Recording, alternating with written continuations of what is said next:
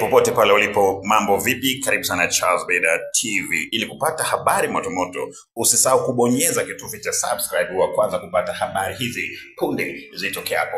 Na safari hii nakusogezea hii. Mwenyekiti wa Maria na kiongozi wa jamii ya Kimaasai Tanzania, Isaac Meijo Ole Kisongo, na ujumbe wa viongozi wa kijamii waliotoka Tanzania wamemaliza mkutano maalum wa viongozi wa kijamii C20 uliofanyika eneo la kihistoria la Vernon, Afrika ya Kusini. Mkutano wa C20 ni mkutano wa asasi za kiraia na viongozi wakuu wanaotokana na jamii Afrika. Mkutano wa C20 umejadili masuala mbalimbali yanayoathiri jamii za Kiafrika kutokana na mabadiliko ya maisha mapya yanayoendana na mabadiliko ya kidunia, huku jamii za Kiafrika zikiwa hazijajiandaa kukabiliana na maisha ya usasa.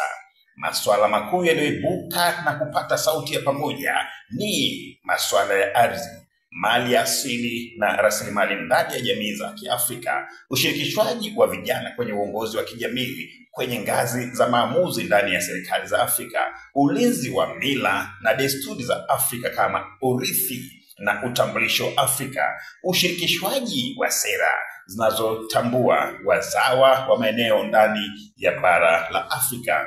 Mkutano wa C20 umekutanisha viongozi wa asasi za kiraia zaidi ya 250 Afrika na viongozi wa kijamii kutoka nchi 45 Afrika. Viongozi wa kijamii wameazimia kufanyika mkutano kama hii kila mwaka kwa mzunguko wa kila nchi, ambapo Isaac Ole Kisongo amewakaribisha kuja Tanzania wakati wa tamasha la kimataifa la kitalii la utamaduni Maasai Cultural Tourism Festival takalofanyika Juni 2026. Viongozi wote wameridhia ushiriki wao kwa lengo la kutembelea hifadhi za wanyama Tanzania, kufanya biashara na kutafuta namna ya ushirikishwaji wa serikali za Kiafrika kwenye utalii wa kitamaduni kama moja ya kitega uchumi kwa jamii za Kiafrika pale sera za ushirikishwaji itakapopokelewa na nchi za Kiafrika na kuwa agenda kwenye Umoja wa Nchi za Afrika AU. Viongozi wa kijamii Afrika na asasi za kiraia wameanza mkutano wa G20 unaanza leo hadi tarehe 20 Novemba Johannesburg, Afrika ya Kusini.